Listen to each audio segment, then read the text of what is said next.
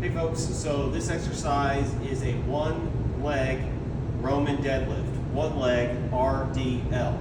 There's lots of different variations to this exercise. This exercise is going to focus on the posterior aspect of the upper leg. So you've got your hamstrings and definitely your glutes are going to get hit with this exercise. Like I said, a couple different ways you can do this depending on your ability level. So what I will do is I'll show you how to do it without a weight, and then I'll show you with the weight. So the basics of a Roman deadlift is making sure that the movement pattern includes as little knee flexion as possible. So you're going to have some soft knee. I always say soft knee, right? So we're not going to lock out, but we're going to have a soft knee. What we want to make sure is when we do the movement, the knee doesn't travel forward very much. Okay, so what we're trying to do is move it to our hip. So we're going to try and flex at the hip here. Okay, so more flexion in the hip, less in the knee. So we're really getting into the back of the hip, the back of the leg. So a simple one-legged RDL, you can have your toe down. This might also be called a kickstand RDL. I have my toe down, or I can have my back foot down. This is the easiest setup right here. And so I just go, I bend over, try and get my chest parallel to the ground, stand back up, really extend the hips. That's a kickstand RDL. You want to make it a little harder. You go up on that back toe, get really into this front leg, and then you're doing the same pattern. Okay? Right? And then from there, you can pick up a weight, make it more challenging. Got my kickstand RDL, my one leg RDL.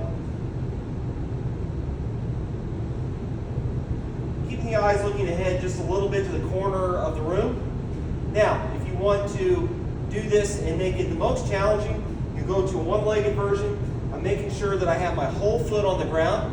So my big toe, my little toe, and my heel need to all be contacting the ground. Okay, so you don't want to go up on your heel, you don't want to come up off your toes. You want to get a nice flat foot into the ground. And then from here, a lot of people like to stick their leg way out like that. You can do that. That's definitely going to make it more challenging. It's going to challenge your balance.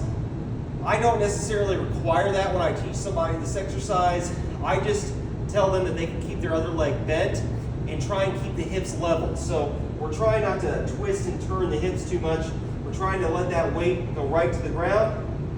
Bring my foot up, get my balance, go down. Now my soft knee, come back up, really extend to the top. I can rest my kettlebell on that opposite leg there. I can go back down. Now, if I want to really kick that leg out there, I can. That's not a huge part of the movement. What I'm really trying to do is I'm going to think about having a glass of water on my back, and I don't want to spill the glass. I want to keep it straight up. So I don't want to open the hips up like this, and I definitely don't want the hips to drop down in like that. I just want to keep the pelvis nice and even as much as possible. Nice straight spine. And those are some variations on the one-legged RDL. Give it a shot.